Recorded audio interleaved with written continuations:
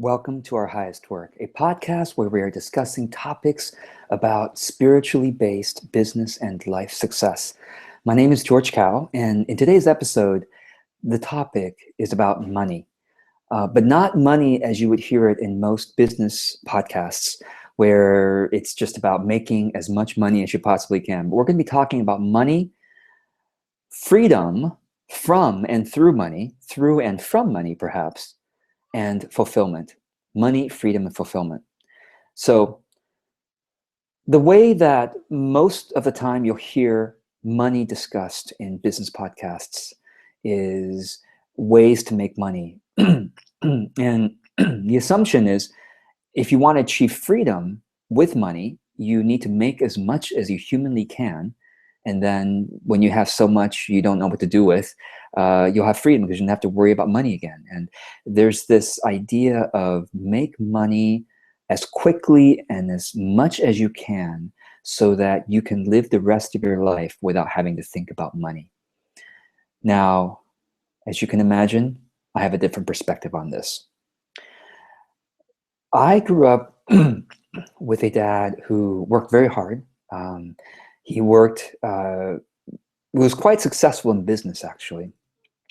And when I grew up, we lived in a very nice house, and I rarely saw my dad. Now, he was away on business trips, making his money. And I remember one day I asked him, Dad, what do you wake up for each morning? And I remember he told me to chase money. And I said, well, why do you chase money? And he said, so that you and your siblings and your mom can have a great life. Now, I do have to admit that the perspective that my dad had and the one that I have now, the perspective I have now, I'm sure is quite different because at the current time, I don't have any kids. I've got a couple of pets and a wonderful wife, but I don't have any kids. And so I know that for those of you who do have kids, there definitely is a greater pressure to make as much money as possible so that you can pass it on to your kids. My dad was trying to pass on lots of money to us. It turned out that it didn't work out that way. Just the way that his business worked out, we didn't inherit anything. And so we have to, all of us kids had to just work for our own money. But what was amazing is that he worked so hard and for so many years, and that he never got to a place where there was enough money that he could stop working, even though he at that time had more money than I've ever had and than any of my brothers have ever had, and probably most of the people listening to this have ever had. We were quite well off, but because of lack of savings and some bad investments, we couldn't keep any of it really. And so we all had to start over. But I remember asking him how much was enough money. Or actually, I'm sorry, the conversation went like this. I was a very idealistic, high school student and college student, and I was pursuing God. I was pursuing the highest ideals of life, purpose, and spirituality, and things like that. And it looked like I care about money, and I didn't care about a great and financially rewarding career. And so he told me that, George, the first step in a person's life, in a successful person's life, the first step is to get money, is to get as much money as possible so that you don't have to think about money anymore. And then the next step is to get power, because once you have money, then you want to be able to do things more conveniently than other people. You want to be able to get things done faster, and so you want power. And then the third step after power is then, when money and power, then you can seek God. And then you have plenty of time and freedom to go seek God. And so that was his worldview, my dad's worldview, and I disagree with that. In a sense, I realize that now my worldview, and perhaps even now, my worldview is the upside down of that. First, we pursue God. We pursue and use the idea of God that most inspires you. Maybe it's pursue true purpose, pursue your greatest alignment with the universe's calling on your life. Pursue our highest work. First, pursue that. And in the pursuit of that, we find power. But not the kind of power that most people think about. Not the kind of, it's not power over people. It's power over yourself. It's power within yourself. It's power to do things beyond what you are currently capable of doing. It's power to do good, despite the weaknesses and failings that we as human beings have within ourselves. So first is purpose and spirituality. Then it's power, true power. And then we can have the money, whatever money we really need to have or are called to have. So maybe somehow that idea got ingrained in me from fairly young. Maybe it was just the books I was reading about spirituality and personal development. But this is actually, I would say, probably the first time I'm articulating that worldview, that's really what I have. And you may, if you've been following this podcast, you probably have sensed that already. But let's talk about money now and the making of the money, because in other episodes I've talked about spirituality, and I've talked about power within, power over ourselves, our own smaller ego selves, power to do good. But let's talk about money. So I have seen many people work just to, most people who work for money work hard. We cannot fault them for being lazy, most people. And I'm sure you who are watching and listening right now, nobody can fault you for being lazy. You do the best you can with whatever you know, in spite of and including your the weaknesses that you are working on to overcome: procrastination, fear, lack of energy, all these things. But despite all those things, you work hard. Okay, all of us do. And yet, why is it that some people don't have to work that hard and they're able to have lots of money in this life, and other people work very hard and maybe they're even smart? Maybe they both work hard and they work smart, and yet they just never really come into much money in their life. It seems to me, just from this observation, that it's not just all about us. It's not all about our own willpower, our own intelligence, our own, upbringing, but there's something greater that's influences whether or not we ever come into lots of money or any money at all. I mean, any money to be proud of, or for people to say, wow, you are wealthy. And of course, some people, it seems like their life path goes something like up and down. They make a lot of money, they lose the money, then they make some money again, they lose the money again. And again, it's not the fault of being lazy. They're intelligent people. Maybe they just got into some bad investments. They trusted people that seemed trustworthy. That other people, again, take a case of someone else who happened to get lucky with investments and they have plenty of money. So I believe that there's, for lack of a better way of saying it, there seems to be a destiny, a life path. Some people seem destined to have lots of money. Some people are destined to have very little money. And some people are destined to be somewhere in the middle. Again, my premise is that everyone that I've seen works hard, again, in the context of their weaknesses. And the weaknesses, we cannot know what kind of battle they're battling within themselves, right? Someone might say, okay, that person's poor because they're lazy.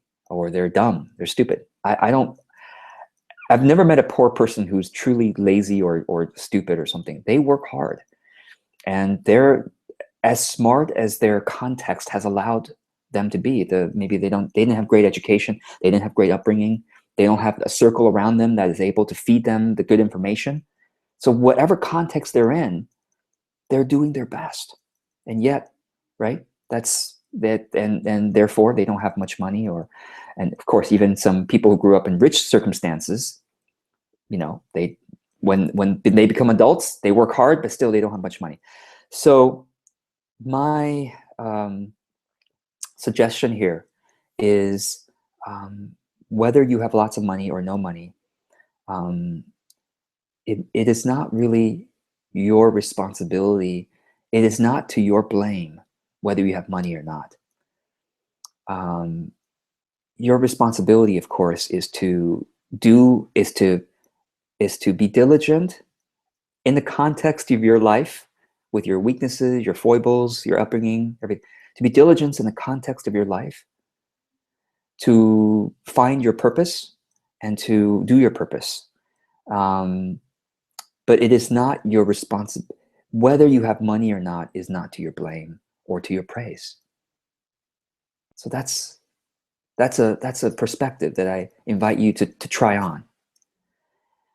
And so if that's the case, I think about all these business gurus who say, make 6 figures doing this, the 6-figure something coaching program, whatever. And they sell you on this formula that if you just follow this formula, you'll be able to make lots of money. You'll be able to make 6 figures. And have you ever thought about whether most people who go into such programs, who follow such books, who buy those DVDs or take those online courses about making all that money, have you ever thought whether most people ever get there? Well, think about it now, right? Well, if your guess is that most people who buy those programs don't succeed the way that those programs promised, I believe you're right.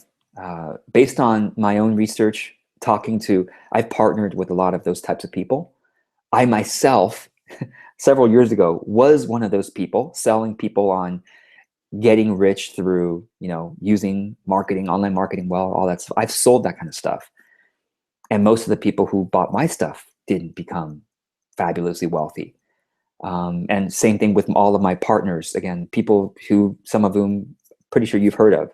So, and again, that's actually, I would say, a dirty secret in that industry of get rich, online marketing, create an online lifestyle business, whatever you want to call it. It's a dirty secret that the vast majority who buy such programs, don't get those results. Now, could be because they don't use the program, they get distracted by this or that. Okay, that's one reason. Another reason is that they do actually try to use the program, but the program isn't really meant for them. But even if it's meant for them and they use it, guess what? There is no formula that I found that guarantees wealth. Not that I found. And if you've ever heard of a formula that guarantees wealth that actually worked for most of the people who bought it, please let me know. Let us know. Now, chances are, if it guarantees wealth, it either is a long path, because people need to grow in a certain way to be able to create the kind of value in the world that customers, that the market values enough to pay enough money for and to keep that stable business to generate that kind of wealth. So it's either a long-term thing, 3, 5, 10 years, or if it's quick wealth, it is almost certainly because of hype, using big promises, making big promises to one's audience and customers so that it triggers the fear or greed or bandwagon, like, oh my, I got to get on this because look at all those people who are getting on this. It's using some kind of hype to sell things. And hype works because as human beings, we are susceptible to believing other people when they say something is really amazing, good, and where there's social proof, supposedly. lots of other people saying this thing's good. Who knows if they paid for such testimonials, or if it's just their friends, or if it's lots of exaggeration. So, but again, like I said, no matter what kind of formula is out there for making lots of money, the vast majority who buy it, and even the majority of those who use it, don't achieve that kind of results. Some do, and some don't. And my suggestion, my idea here to you is that those for whom it worked to make lots of money or whatever, that is their life path. Doesn't matter if it was this program or that program. They bought no program at all. Maybe they would have just found an amazing job, or they maybe had some money come from family, or maybe they had found very lucky with an investment or something like that. It was their life path that they would have found some way to make that money. Okay. So what I'm not saying is to give up. Okay. I'm not saying that means we give up and just, let whatever come. I do always say that we should diligently pursue our purpose and use whatever intelligence and heart we can to turn that purpose into a livelihood. Okay. If it is meant for that purpose to be a livelihood, and I should say, sometimes we find our purpose, and the purpose is meant to be a hobby. Okay. And our livelihood is also meant to be meaningful and purposeful, but it may not be yet. It may be that we found our purpose and we're meant to be doing that purpose as a hobby, as a personal growth project. And maybe it's a project to bless lots of people without money first. And then maybe it's meant to be that we turn that into a business in the future. Or maybe it's meant to be that we make money in a different way that's still ethical and that still has some meaning. But that, maybe my purpose is to play guitar and sing, and that's brings me great joy and brings lots of people great joy, but I'm supposed to make money doing, consulting or something like that, and to do it in ethical and be a light in that world, right? So let's talk about freedom now. Okay.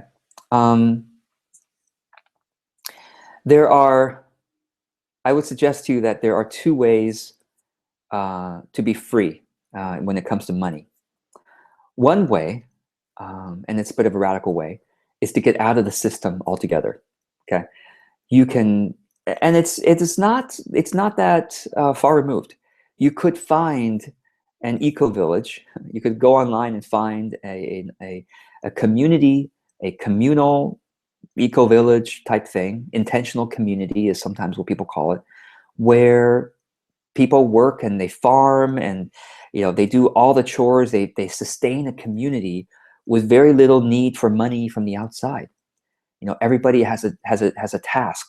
Everybody has a chore. Everybody learns how to maybe farm or clean or build houses or etc. I just saw a really inspiring TED Talk by Jon Gendai. Jon. Gendai is Jendai. You might want to look it up. I think it's a TEDx talk by Jon Gendai. I think the talk is called "Life is Easy. Why do we make it so hard?"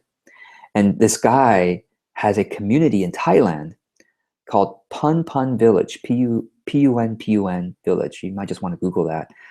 And he teaches people how to save seeds, how to farm, how to build housing. And they live with very little money, but they're very happy. They have lots of free time, and they have a wonderful little community there. I know someone who visited, in fact, Maya Duer, and she said it was a wonderful, wonderful village. They really are walking their talk. And so that's one example of being outside the monetary system and living a simple, communal-based and actually quite a meaningful life. Okay, so that's one model. That's one possibility that I think everyone should at least consider. Right? Now, the other possibility of finding freedom with money, okay, is building the skills of having enough. Building the skills of having enough so that having enough becomes second nature, and you can then use the rest of your creativity and energy and time to do the things that light you up, that allow you to bring your greatest gifts into the world. That's the path. The second path that I've just said is the path that I've chosen at this time. I am incredibly grateful that the way that I've set up my life now is that I work much fewer hours than most of the business partners I used to work with who are striving for the 6, 7, 8-figure businesses. I have lots of free time. If you look at my schedule for my day, for example, tomorrow, I have no client appointments. Tomorrow's a Friday. I have no client appointments. I can do whatever I want. Of course, I'll be spending a few hours working on trying to maybe improve my website or create some more free content for people. But I have 1 or 2 days a week where it's like I have no appointments and I can just do whatever I want.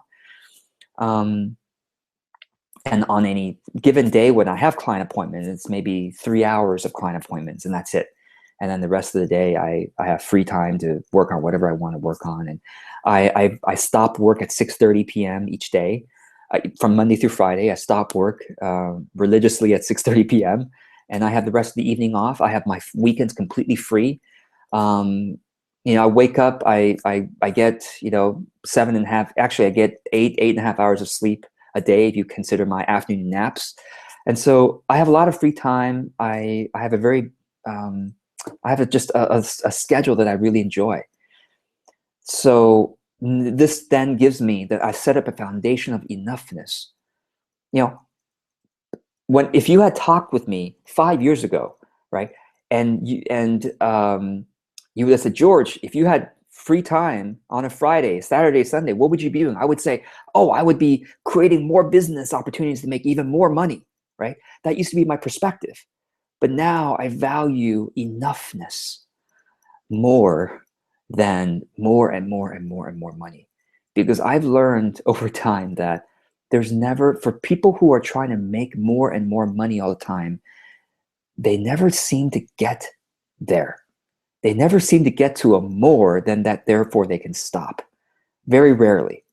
Even the people who are billionaires are still making more money because they've now equated more money with success. They've now gotten into this game, this thrill of making money.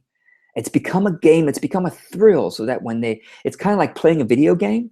When you get a higher and higher score, you get this thrill, you get this excitement. Oh, level 3, level 4, level 304. And the people who are pursuing wealth, monetary wealth, it's like become a video game for them. And they just want to keep getting higher and higher scores and try to rank higher and higher above other video game players. Does that make sense? And I'm so glad that I came to this awakeness about that game that is so addictive and that our mainstream society wants us to play. And I kind of I became awake about that. And I said, that's enough. I'm happy only when I make yet more money. And when I get to this level of money, I look around at my peers and say, oh, well, gosh, they're making, I was making $300,000 a year. And I'm looking around and says, oh, that person's making $500,000 a year. So that's my next goal. And I have friends who are now making $1 million a year. And now they're looking at the people around them who are making $10 million a year. And that's now their goal. And they hang their happiness on the next level. And you may be hearing this, you say, well, George, I'd be so happy with, $1 million, I wouldn't be. But if you follow the advice of people like that, you are a human being. And as a human being, you are susceptible to influence, especially with your teachers, your mentors, your gurus, the people around you, okay? If you get into a circle like that, it is extremely easy then to say, okay, now my set point, my happiness set point is now at 1 million. Okay, you get there. Okay, now my happiness set point is at 10 million. And you will find yourself chasing, just like my dad was, chasing for his whole life and never quite getting to that enough point that he was happy and had plenty of time and creativity to do all the things. Actually, I'm happy to say that today, after he had a big business crash, today he has gotten to a set point where he feels like he has enough.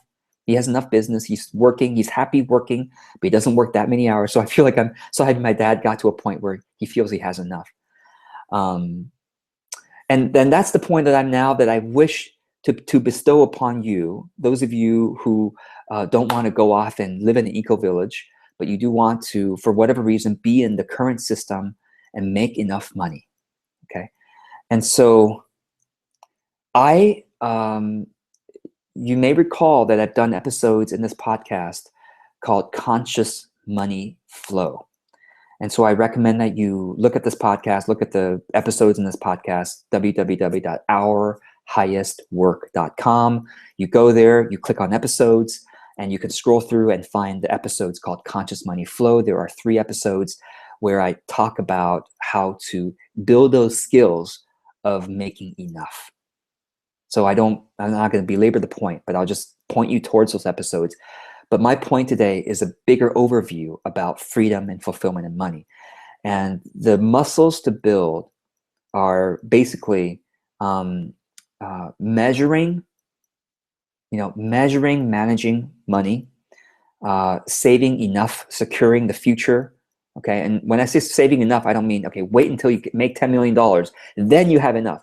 I mean, every month be putting something away for the time in your future when you can no longer work. I hope that I hope you find work that is so meaningful that you cannot hardly wait to wake up each morning to do the work, and the work that brings you income. Okay, that's my hope for you, and that's what this podcast talks a lot about. Okay, so I hope that you keep working because you find the meaning in delivering value to the world.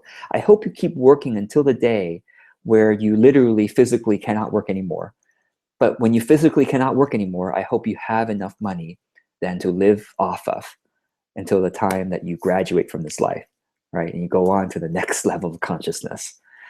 So those are the skills you need to build, right? You need to build the skills of measuring and managing money and earning money in an ethical, authentic way so that you can have enough for today and secure your future. But once you build enough of those skills, again, it doesn't have to take that long to build it. It takes consciousness and it takes diligent intentionality, okay, every day for at least several months to build that kind of consciousness, conscious money flow consciousness, so that you have those muscles and that you have that foundation. But once you've got that foundation, oh, and by the way, I should say, it's not just the money consciousness, it's also the consciousness and the discipline around time. It's both money and time is the muscles you need to build to secure enough for today and to secure your future, okay? Because once you got the money skills, right, then you need to have the discipline of time to say, okay, I want to structure my life in a way where it matches my internal rhythm, okay? Whether you're a morning person or you're a night owl, you match your time structure in a way that aligns with your natural, personality type and rhythm, so that now you have both enough money or enough income, you are putting something away every month for the future, and you have a time structure that allows you to not have to think about every day you wake up, you're worried whether you are working enough, okay, whether you're working on your business enough, or gosh, Saturday, should I be working today, okay? No, you have enough both in terms of money, income-wise, okay, as well as your time resources.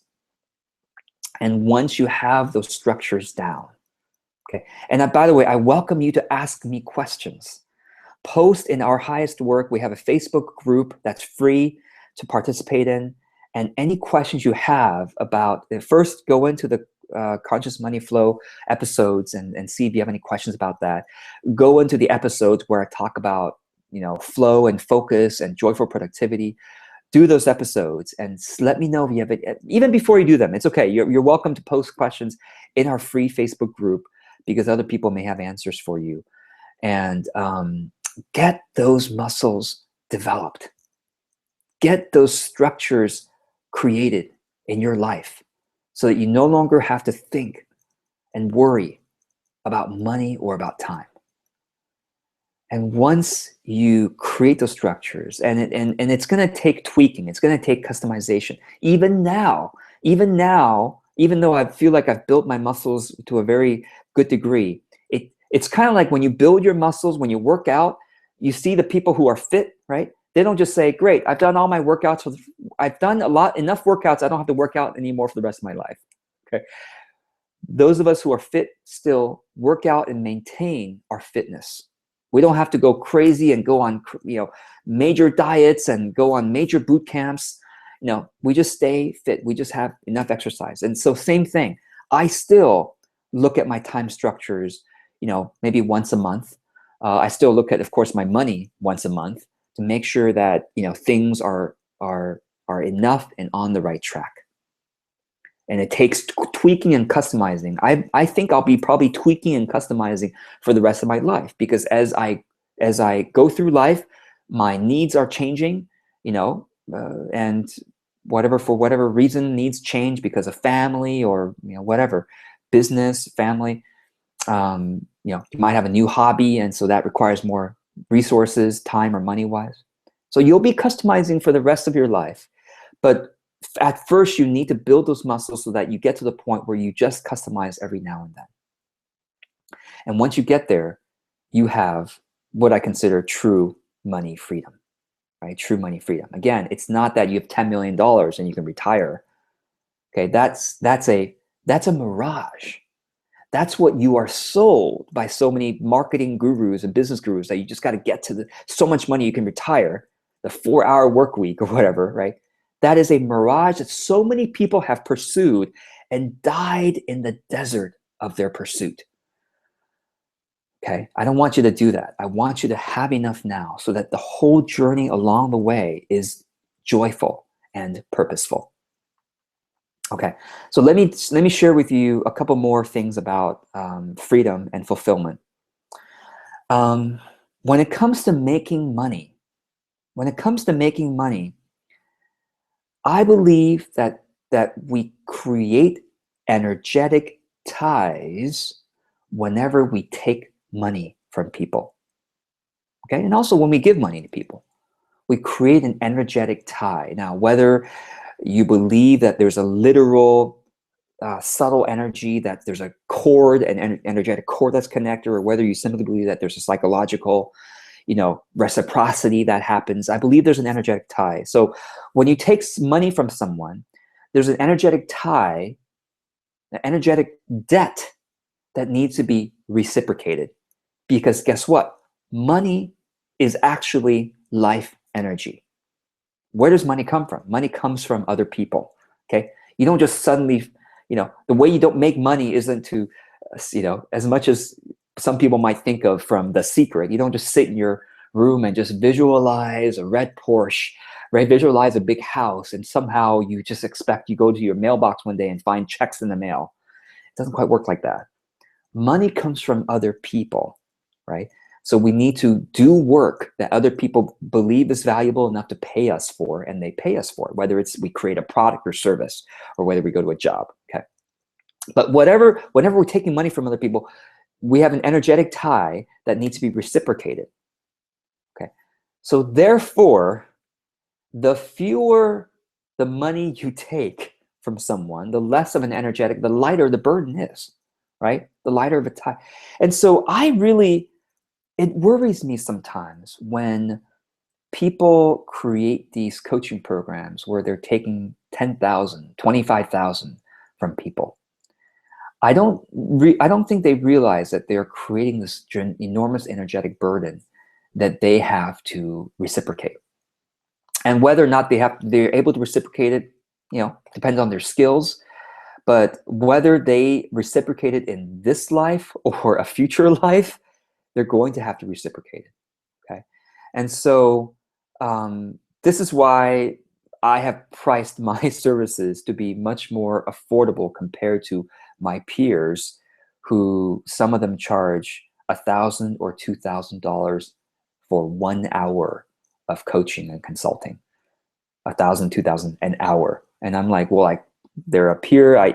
We coach each other sometimes, and I could charge that, I suppose, but I don't. And because I have this, I believe it's an understanding of what money is. It's life energy. When you take that kind of life energy from people, there is a karmic or energetic tie that needs to be reciprocated. So the less money you take, this is perhaps why there has been a thread, a meme that has not gone away all throughout history of mankind. Just about every spiritual tradition, every spiritual path has warned us against, there's something, every spiritual path has cautioned us to be careful about money. Now, I am not of the belief that money is the root of all evil. By the way, I think that's a misinterpretation. The actual biblical quote says, money is the root of all kinds of evil. It's not saying money is somehow Satan, the root of all evil. It's money tends to create greed within people and fear. And of course, that creates lots of evil. Like people get fearful, greedy, they con other people, they desperately rob or whatever, steal, lie, cheat, all that kind of stuff. But all spiritual traditions have cautioned us to not take money so lightly and just, oh, I can make money doing this, conning people. Why wouldn't I? It's an easy way to make money, get rich quick. We need to be careful because of the energetic ties that are happening, the karmic ties, whether you have to pay that back in this life or another life. If you're going to pay that back, if you're going to wait for another life to pay it back, my understanding of it, okay, based on my spiritual studies, etc., is that you have to pay back even more. It's kind of like you borrow a debt. You either pay it back quickly and you pay as little interest as possible, or if you wait a long time, the interest keeps building and you have to pay back a lot more money, right? Same thing. Take money from someone, you don't give that kind of reciprocity back. In another life, you have to give a lot more back to that person. And so it makes sense investment-wise, right, to just be aware to take as little as you can to have enough.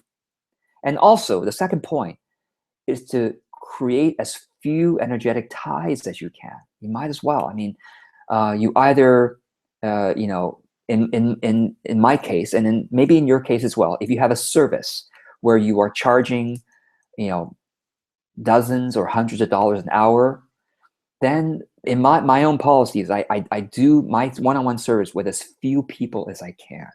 I want to create an energetic tie with as few people as I want to have a karmic burden with as few people as I can. Okay.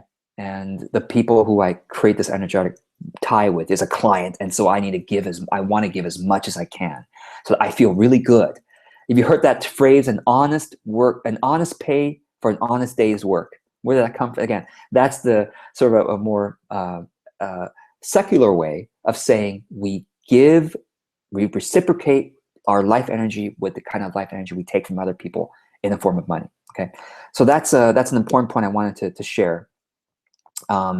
So in a sense, when you have a client relationship, when you've taken money from a client, you look at that relationship as sacred. Sacred in the way that there is an invisible tie, an energetic cord, a karmic burden that's been created, okay, that you need to pay back, right? You need to pay back, okay? And just so that's why we work as diligently as we can, serve our clients as best we can. And I talk about, in our business, we work not only on enrollment, getting enough clients, we not only work on content, which is exploration of our higher purpose, sharing our ideas, and building a legacy of blessing other people with their content, but we also work on service improvement. So many business coaches I hear they just talk about sales. They don't talk enough about service improvement, improving the delight of your clients so that you're paying better. Okay, so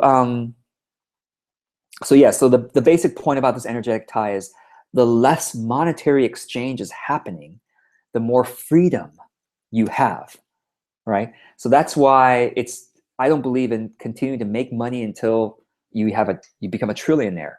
You just make just enough to pay your bills, okay? And then you have the time and freedom then to do your highest work without pay. You don't have to take money for every value that you give to the world, right? So many people believe that, gosh, if I'm giving value, I should feel bad that I'm not taking money for it. I want to flip that around. And I want to make a suggestion that if you're giving value to the world, if you're helping someone out, like for example, sometimes I do free coaching. Now, I don't want everyone to listen to this and approach me for free coaching, but on occasion, for certain, if I feel a certain tie and resonance with someone, I may give them free coaching. And, my peers maybe would call me stupid for doing that, but I feel so good doing that because I know that I'm giving energy and I'm giving value to someone without having to create an energetic tie of needing them to pay me back, right? And or taking money from someone and having to give enough to give someone. Okay, so the less energetic ties, the more freedom. Literally, you'll feel lighter. You'll literally feel lighter with fewer energetic ties. Now, what's interesting about this idea is that of enoughness is that enoughness is not just about making money so you have enough, but it's also about needing less so that your enoughness becomes lower. So you have two jobs when it comes to enoughness, okay? Job one, which is what most of us learn from marketing and business coaches, is to make more money. But they almost never talk about the second job that all of us have, which is to live more and more so that we don't need money, okay? Is to lower our boundary of what is enough. Why don't people talk about that? It's become almost lost in our modern day of, money-based values, right? We've forgotten the old adage that a penny saved is a penny earned. So if you can prevent yourself from spending money on a $11,000 coaching program, it's like you've just made $11,000. Okay, and I was just talking with someone about this. I mean, they were considering buying, 11,000. They were being sold. Okay, this program is going to change my life, change my business, and it's cost $11,000. And I said, you can do all that stuff for $2,000, a lot less money. In fact, a lot of that stuff you can do if you go to Fiverr.com, Fiverr.com. I have a video on my YouTube channel. If you go youtube.com/George Kao, you'll find a 4-minute video where I show you how I use Fiverr to find really affordable services, website design, copywriting, internet research, even the marketing part of it for very, very affordable. So instead of paying premium money, I'll still see what the decision that the person I was talking to will make. But if they don't go with the $11,000 coaching program, it's like they're making $11,000. I told them it's the easiest way for you to make $11,000 this year is to not spend money on that program, and to instead, easiest way for you to make $9,000 this year is to take $2,000 to use services on Fiverr and Odesk and not spend all that money. So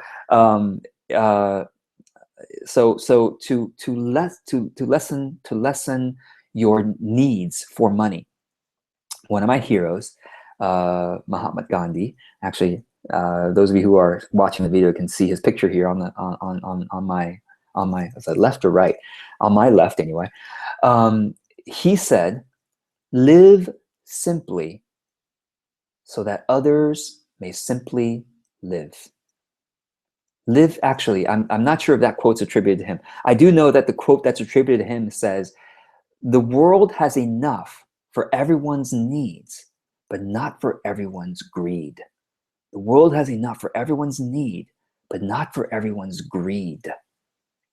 So in fact, I actually think about when I do my enrollment, I don't have this mindset that, oh my God, everyone who can work with me, I better be able to take money from them somehow to create some program or create some service.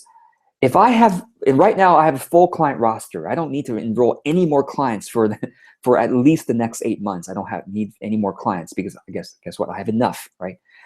And I'm happy then to refer people. I have some of my clients are business coaches, so I refer people to them, right? It's like, we don't all have to take money from people who want to give it to us. We can refer that out to others. The world has enough for everyone's need, but not for everyone's greed, okay? we can refer that to others. It's kind of like, I don't know if you saw that wonderful TED Talk by Nick Hanauer, H-A-N Hanauer, A-U-E-R, I think it's H-A-N A-U-E-R, Nick Hanauer. He's a billionaire who has a couple of wonderful TED Talks. And he says, look, I'm a billionaire, but I can only wear one pair of pants at a time. Because I have $1 billion, I'm not gonna buy 10,000 pairs of pants. Okay, so all that money is in savings, and much of that is not being used in society to keep the money flowing so that other people can have money, right? So that's the thing. It's like, if all of us just made enough money, there would be plenty of money to go around.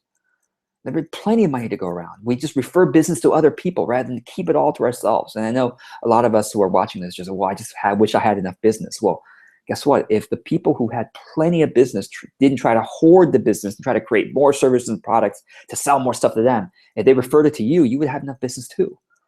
And so that's kind of I'm trying to share this value so that it hopefully will spread, that the world has enough for everyone's need. The market has enough clients for everyone's needs, but not for everyone's greed, right? So live simply that others may simply live is another way of saying it. And I always love reminding you, right, that you will always be taken care of. Hear me out here. Even though this is my belief, I believe it so strongly, I want to just say that there is a power, and you may even say there are powers and principalities, spiritual powers that are taking care of you and your destiny and your life. You are being protected. And if you ever read spiritual literature and read literature about angels or things like that, or people who narrowly miss accidents, and and just the miracle of the fact that you are still alive, that you haven't been struck by a bus, or you haven't been struck by some disease, a miracle that you are alive, that you still have a mission to fulfill. You have no idea that one day you will be able to see that, oh my God, I was being cared for. I was being taken care of in ways that I had no idea. I was being held. I was being protected and guarded. My life was being preciously guarded. That's true for you. It's true for me. It's true for everybody that you see. We're being taken care of beyond our wildest imagination. And the more, therefore, that we can find meaning and fulfillment in our inner life, that life of the spirit, you can say personal development, you can say spiritual growth. The more we can find joy, I feel like perhaps our highest work is to learn how to place our joy. I'll say that again.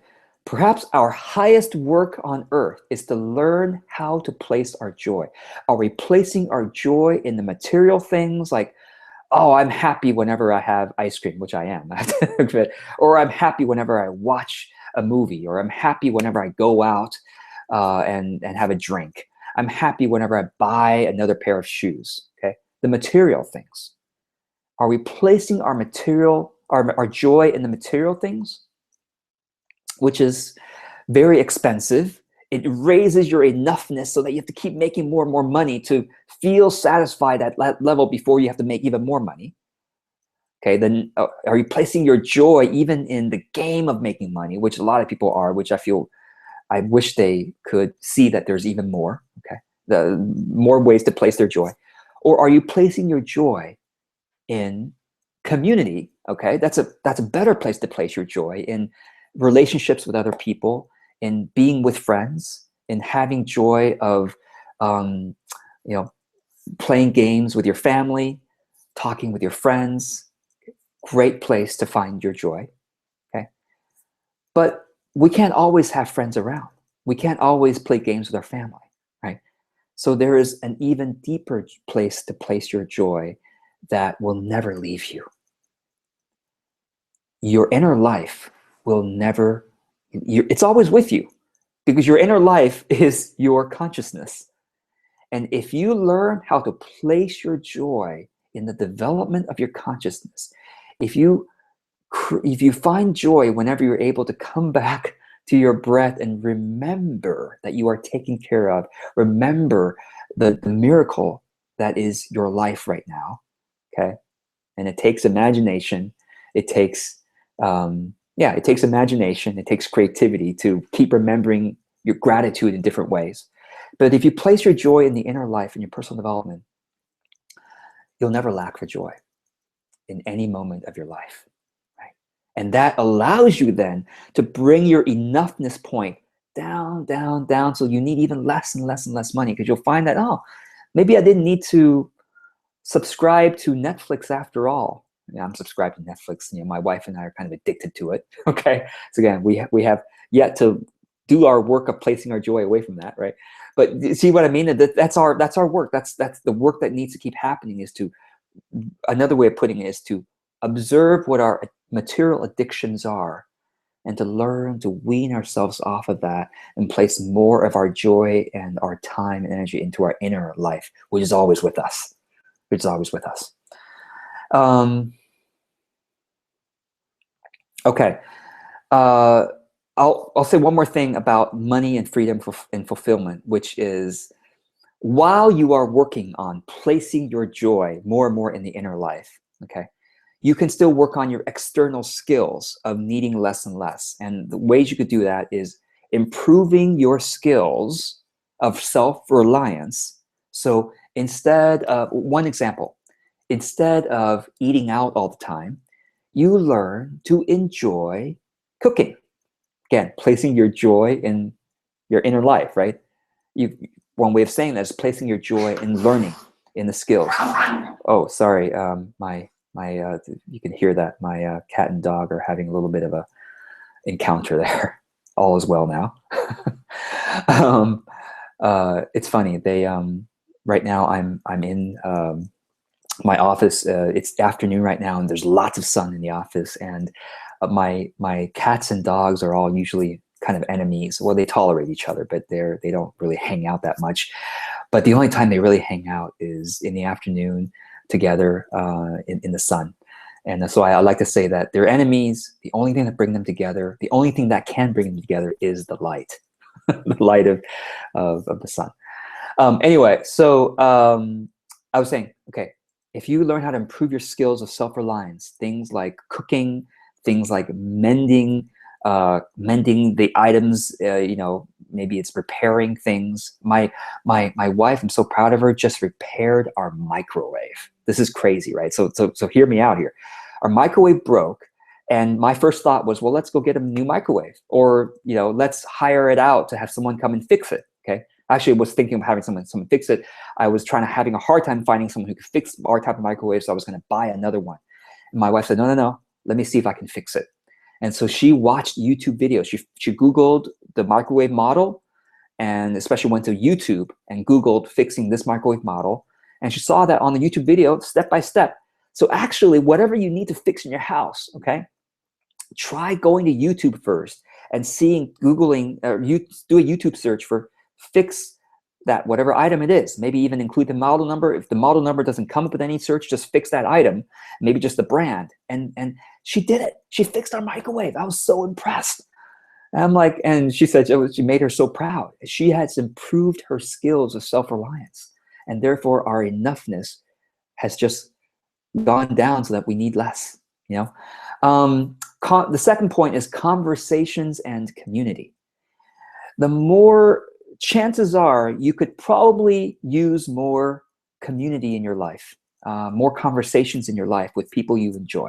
Now, I hope, by the way, that you'll come into our community of Our Highest Work. Imagine meeting people who are of like heart and like mind, people who share the kind of values that we talk about on this podcast. Guess what?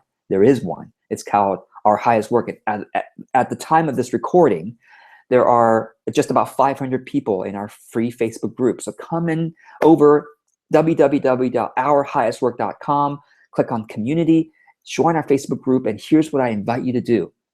Find someone who has been commenting in our community, someone whose comments you like, and message them privately on Facebook and say, hey, I really have been appreciating your comments in our highest work, and I wondered if you'd just be open to having a 15-minute, 30-minute conversation to get to know each other a little bit and see how we might help each other, how we might support each other in creating our highest work.